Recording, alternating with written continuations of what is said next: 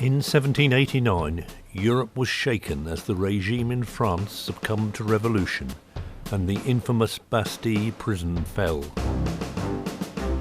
In the east of England, Cook at Holcombe and Wyndham at Felbrick had supported American independence. Thetford's Thomas Paine had written of the rights of man and now supported events in France. In East Anglia against the Tricolor, author Julian Foynes investigates the calls for freedom from an unpopular British king and the opposing cries for loyalty. 3 years later, France and Britain were at war, a conflict that would last, with one short break, for 23 years.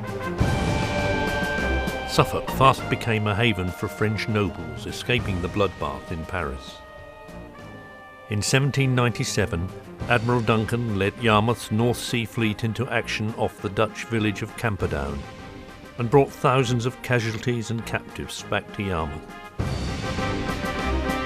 Norfolk's Horatio Nelson grew in fame as his bravado led to victory after victory, with its climax at Trafalgar. French privateers prowled the North Sea, attacking British trading vessels at every opportunity. East Anglia against the Tricolor tells of how captured French sailors were imprisoned at Yarmouth Toll House, and then marched across East Anglia to the great prisoner of war camp at Norman Cross near Peterborough. As well as the politics of the time and the war at sea, the author outlines the influx of volunteers and of troops into northeast Essex to defend against landings around Clacton and Walton. The Duke of York led an invasion force setting sail from Yarmouth with an intent to attack through modern Belgium.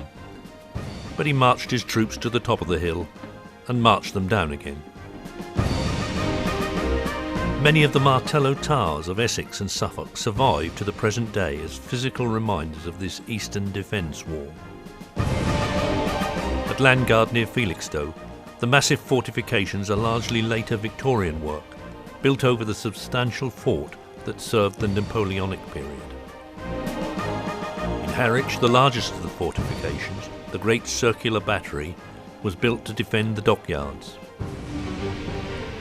For East Anglia against the Tricolor, author Julian Foynes has delved deep into primary sources at the National Archives and read through numerous newspapers, naval reports and army orders to tell us the story of the region's part in the epic Revolutionary and Napoleonic Wars.